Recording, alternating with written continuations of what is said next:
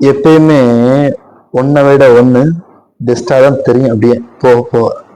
ஆனா ஒரு விஷயம் இருக்கு, இங்க நம்ம பார்க்கிற அந்த பெஸ்ட்ங்கிறதுன்னு சொல்றதை விட வாழ்க்கையில பொறுத்தவரை உண்மையானது அழகானது தெரியுமா?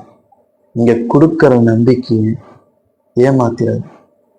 ஒருத்தவங்களுக்கு நீங்க ஹோப் கொடுக்குறீங்களா, அவங்க குழந்தையா மாறிட்டாங்க, உங்கள்கிட்ட ஃபுல்லா அடிக்ட் ஆயிட்டாங்க. அப்படிங்கிற மாதிரி இருக்கும்போது அவங்களுடைய தவறுகளை மன்னிக்கலாம், ஆராயக்கூடாது.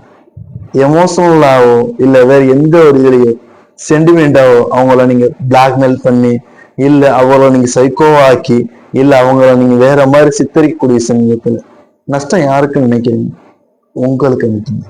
ஏன்னா உங்கள் மீது உண்மையாக அன்பு வைத்திருந்தவர், உங்கள் மீது உசுராக இருந்தவர், தன்னுடைய எல்லா விதமான விஷயத்தையும் உங்களுக்காக தூக்கி போட்டவர், அவருடைய நம்பிக்கையை மட்டும் இல்லை, அவருடைய உலகத்தை மட்டும் இல்லை, உங்களுடைய உலகத்தையே சிதைக்கிற அளவுக்கு நீங்க எப்பயுமே சரி வாழ தகுதியற்றவராயிருங்க. இதுதான் உண்மை. சில பேருடைய விஷயம் சொல்லி தெரிவதில்லைன்பாங்க, அவங்க அமைதியா இருந்தாலும் போதும் ஆட்டோமேட்டிக்கா தெரிஞ்சிருங்க. இருந்தாலும் சில விஷயத்தை விளக்கணும்ல.